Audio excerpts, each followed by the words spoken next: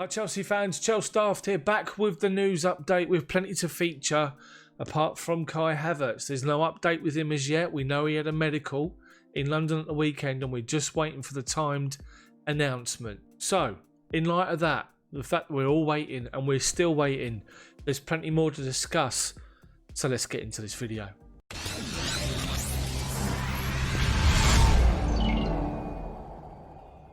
So guys, I want to talk to you about that pre-season friendly against Brighton at the weekend. Obviously, I had the weekend off, then I wasn't feeling great yesterday, but I'm back on form and on fire today.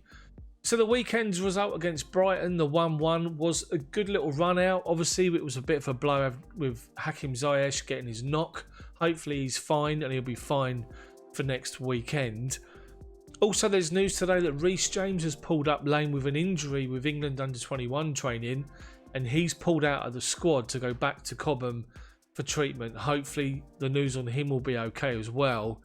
But apart from on the day, Ziyech and obviously REECE James following, as I said, it was a good little run out. TIMO Werner got his first goal, a great ball from Ziyech into the box. Callum Hudson-Odoi completely fluffed his header, comes off his shoulder, his neck, and then falls perfect for TIMO Werner, who scores after just 5 minutes. Great to see other players playing and involved in the youngsters as well. Frank spoke after the game and spoke about how far ahead Brighton are compared to Chelsea. So we can't really complain and we just wait to see the new season start. On to N'Golo Kante in the game, and obviously he was named as the captain. He played the first half. Aspi was captain second half, and these reports about N'Golo Kante going and leaving and Inter Milan are trying to sign him. Antonio Conte's keen to take him back.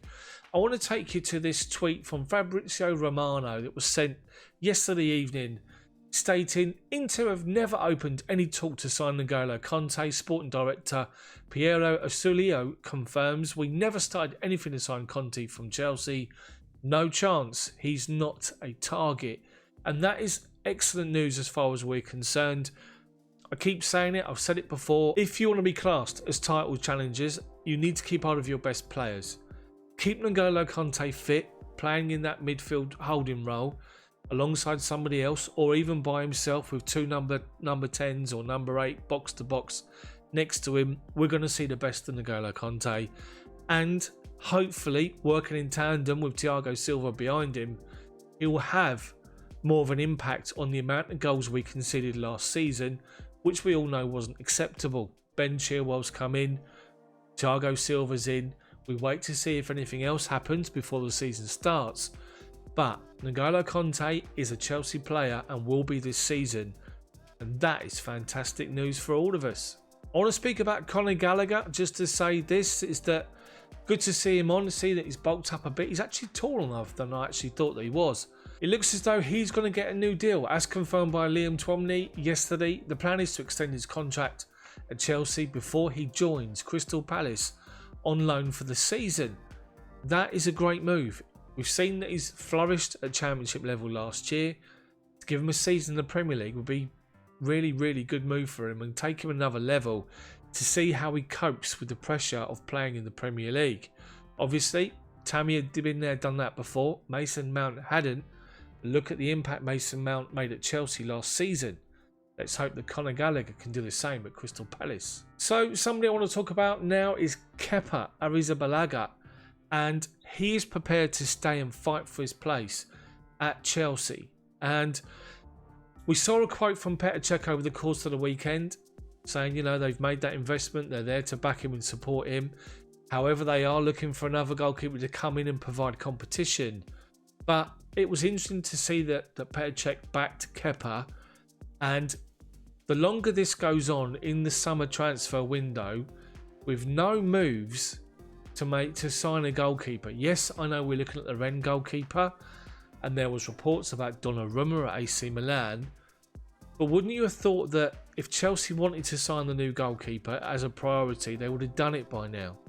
Andre Onana was available way back when in lockdown.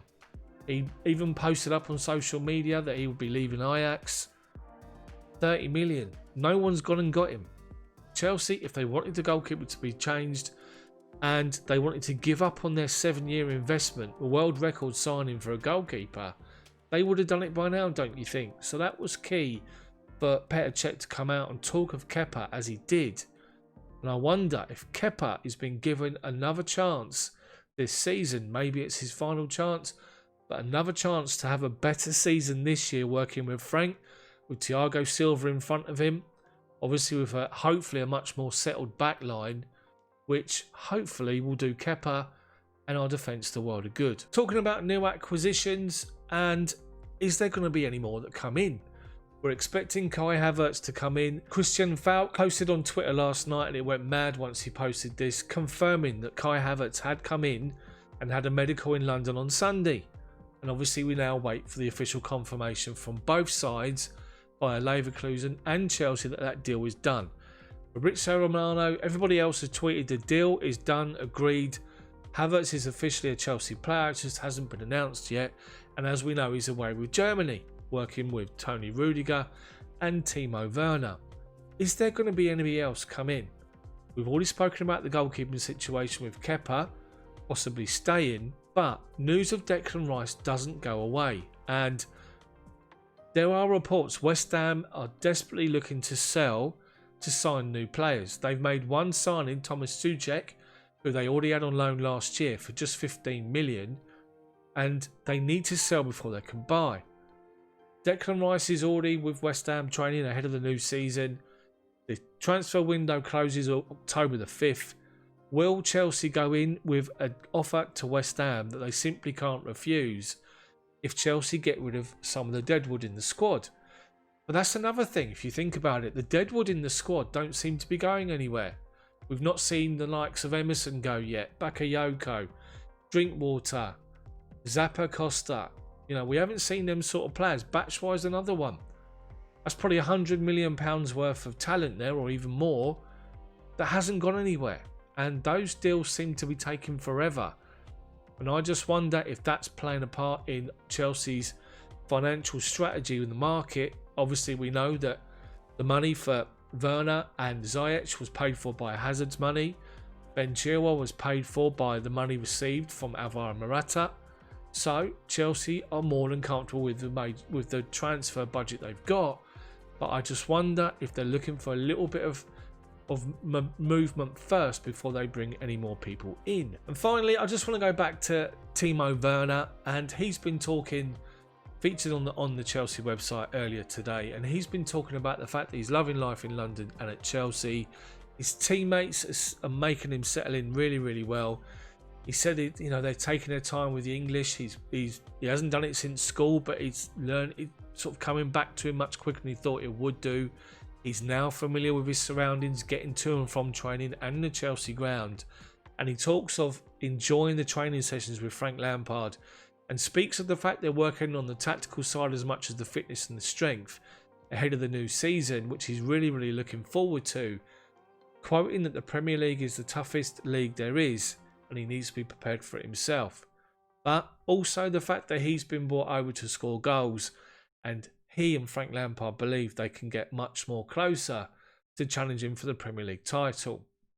Let's hope that Timo Werner carries on his goal scoring form into the new season. But Timo Werner's at Chelsea, and that is amazing. That's it for the video. That's all the other Chelsea news that's been featured in the last sort of 24-48 hours I just want to catch up on.